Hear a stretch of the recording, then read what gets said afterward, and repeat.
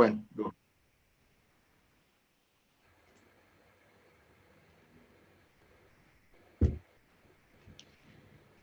I start dulu. Start. Record. Oh, alright. So, good day to everyone. So our group today, myself, Arisa, and then Christina, Ifanadia, Imran Hanafi, and Ahmad Rashad, will be presenting regarding the physical activity with weight changes among Malaysian adults during COVID-19 pandemic. So, what is COVID-19? So COVID-19 is actually a coronavirus disease discovered in 2019. It is a novel pneumonia disease that originated in Wuhan before it became a pandemic diseases worldwide. So how does COVID-19 affect us? So the spread of COVID-19 infection from person to person, like droplets or even by touch can result in the COVID-19 infection. This causes the patient needs to be isolated and the population needs to be quarantined. So why are the government doing the quarantine of the population, the general population? The reason is these measures were implemented to slow the transmission of the disease and to supervise the current epidemic. So what is the consequences? So the consequences of this quarantine is that it can cause poor quality of eating habits. People might go to opt for snacking more, fluctuating weight changes, resentment, anxiety, and also stress. Okay, and citizens are also forced to stay at home due to quarantine and resulting in decline of physical activity and outdoor movement.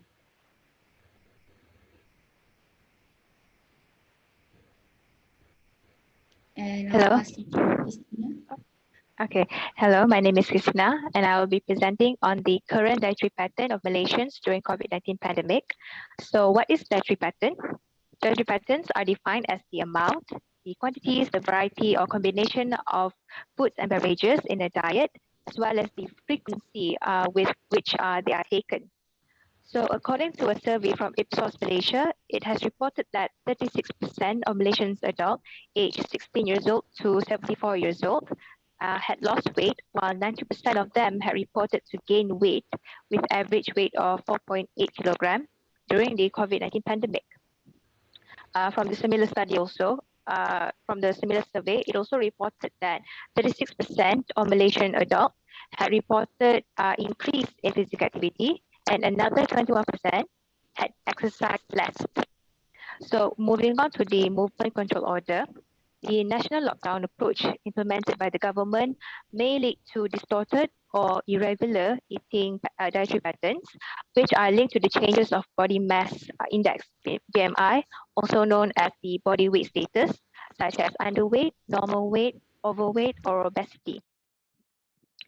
So due to the national lockdown, Malaysians have undergone, some Malaysians have undergone panic buying situation, which most of the food items bought by them are canned food, instant noodles, frozen food such as dumplings, pasta and mushrooms, rice, flour and eggs. So from the food items listed, we can identify that most of the food items bought are high in carbohydrate, high in fat, high in salt, and also high in preservative.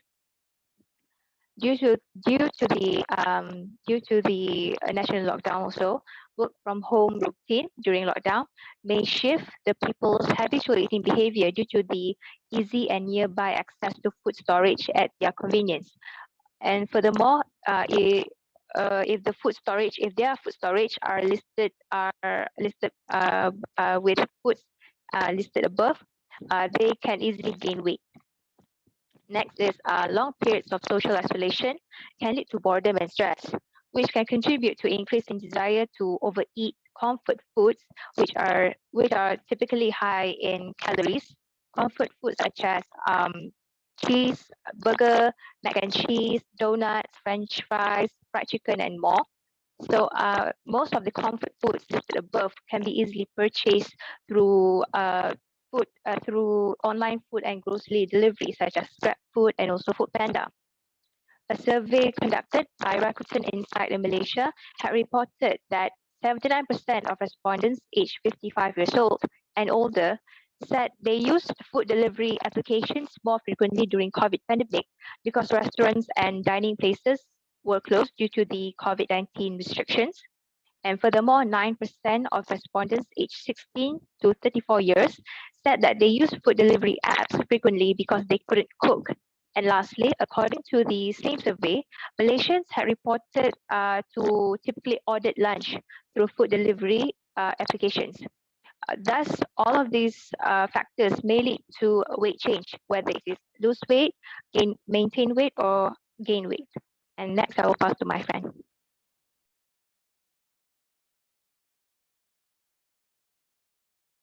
Hello everyone.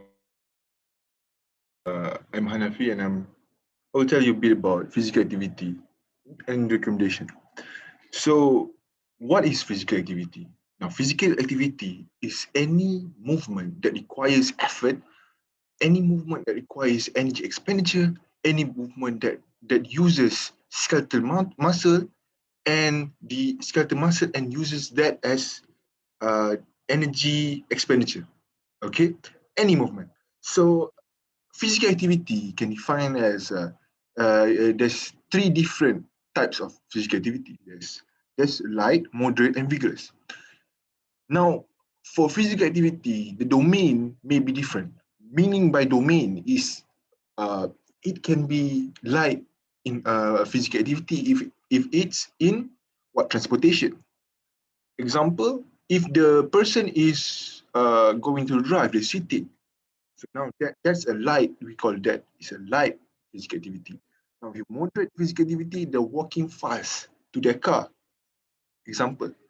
So vigorous and intense, the difference between light, moderate, and vigorous activity, depending on the intensity and duration of the exercise. So what does this tell? What does this contribute to our topic for today? We can understand that vigorous exercise or exercise in itself, they give many benefits. It's actually one of the primary intervention that could decrease the risk of NCDs and also increase longevity in itself. So according to who, 150 to 300 minutes of moderate intensity aerobic physical activity per week for substantial health benefit. So a minimum of light physical exercise could actually benefit and lower the risk of NCDs and other types of diseases. So how long how long could we actually per week could we actually uh, do work in this condition? Actually, per week, a minimum of 150 to 300 minutes light or 90 minutes of vigorous exercise could be very, very good and very beneficial, accompanying with diet could actually be the best solution for our pandemic. We're in a pandemic right now. Not to mention, not just the disease that's ongoing right now, but also we are number one in obesity for Southeast Asia. Number one, obesity and overweight. So incorporating diet and physical exercise, we can actually improve our daily life, and also uh, it's a good habit, very good habit to teach to not to just for us, but also to the for our future generation. Next. So if you can see, these are the types of example. MET is called metabolic metabolic expenditure. So less than 3 is the light activity. Examples are walking slowly, sitting, using computer, driving, maybe fishing, sitting, playing, mostly instrument. Cooking are examples of light activity. And moderate walking, brisk walk, cleaning heavily, washing windows, vacuuming, mowing lawn, bicycle, light effort, badminton, and tennis doubles maybe. Vigorous are things that you sweat a lot, get the heart pumping. Examples are hiking, shoveling, carrying heavy loads, bicycling, boxing maybe, soccer, tennis, and other types. So I'll pass to my next colleague for her presentation. Okay, so hi everyone. So I will talk about the prevalence of obesity in Malaysia. Okay, according to World Population Review 2019, Malaysia has the highest prevalence of obesity among adults in Southeast Asia at 15.6%, followed by Brunei 14.1%, Thailand 10%, and Indonesia 6.9%. Next. Okay, so why is it important to maintain a normal body weight? So basically, it is for maintaining a normal body weight actually can lower your risk for many conditions. Okay. Second is people who are obese and overweight are more prone to illness and conditions such as diabetes, hypertension, cardiovascular disease, and other diseases. Next will be obesity also can affect mobility, physical endurance, and also other functional measure. Obese people may also have a low self-esteem. Is because maybe they are a big figure. That's why they kind of lack of confidence and also have low self-esteem.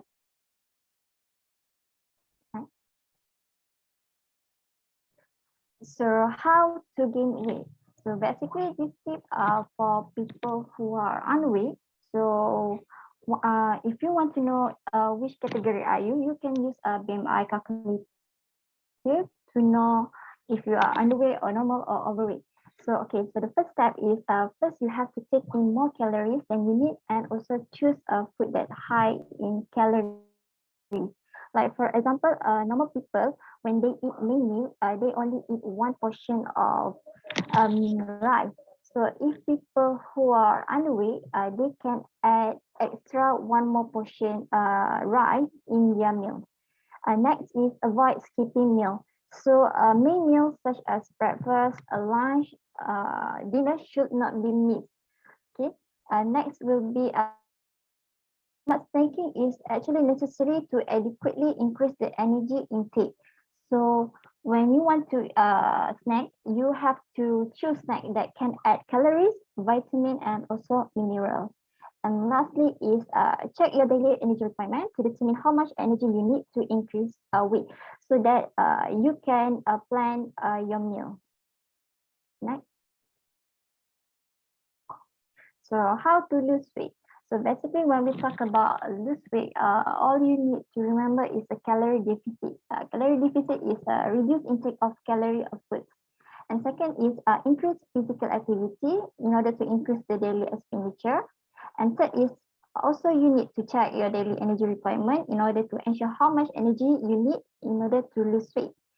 And fourth is take more fruits, vegetable, and whole grain. This is because those foods contain a variety of nutrients, vitamin, mineral, fiber, and also other healthy compounds.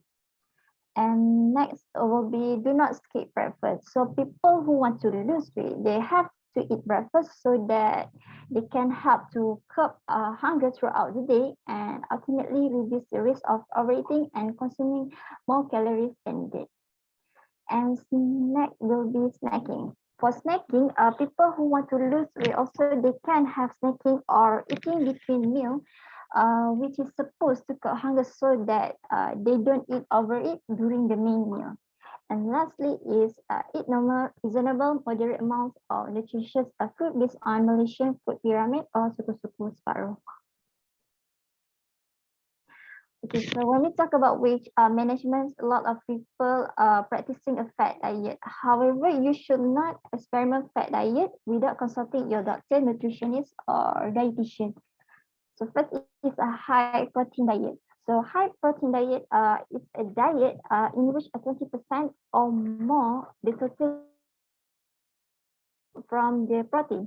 So this diet may increase intake of dietary cholesterol and also saturated fat. Plus, it also lacks in fiber derived from carbohydrate, rich of plant food, especially whole grain. Second is a high fat diet. So high fat diet is a diet consisting of at least 35% of total calories consumed from fat, both from saturated and also unsaturated. So a higher fat diet replaces carb with a fat as the body primary energy source. But you need to know that too much of fat and not enough of food plant can have consequence for our health. And lastly will be a low carb diet. So low carb diet means that you eat fewer carbohydrate and you consume a higher proportion of fat. So severe carb restriction actually can cause your body to break fat down into ketone for energy. And this condition is called ketosis. So ketosis can cause you to have a bad breath, headache, fatigue, and weakness. So yeah, as conclusion, you actually just have to take everything in moderation and in order to get a greater diet quality. So next, I'll ask Arshad. Okay, so as we know, as our countries are taking stronger measures to contain the spread of COVID-19, self-quarantine and also the temporary closing of business may affect the normal food-related practice. So the healthy individuals, as well as those who show the respiratory problems, are being requested to stay at home. Okay, for example, like us. And then in some countries, especially our nation, the restaurants and takeaway offers are being limited, and some of the fresh items are becoming less available, as one of my friends said about the panic buying, right? So nonetheless, even with few and limited ingredients, all of us can actually practice the diet that supports good health. But then for optimal health, it is also important that we as a human being to remain physically active to maintain our health. And this COVID-19 pandemic outbreak continues to have a strong impact to Malaysian. We have to know that this COVID-19 pandemic has resulted in a massive loss of human life throughout the world, which posing an unprecedented challenge to public health, food system, and also the economy. We have to know that saving the economy and dealing with the healthcare issue cannot be accomplished at the same time, which this is proven by research from all around the world. And it is a terrible truth that this economic downturn causes unemployment and diminishes people's well-being. And the poor will become poorer. And however, there will always hope at the end of the tunnel, and we may still hope for something great at the end. We have to believe that now is the moment to make changes. For example, the government should strengthening our nation's healthcare system, or they may be propose or establishing programs like facilitate walking and bicycling to people like us, so that it can be a better, healthier structures. That's all for us. Thank you. Thank you.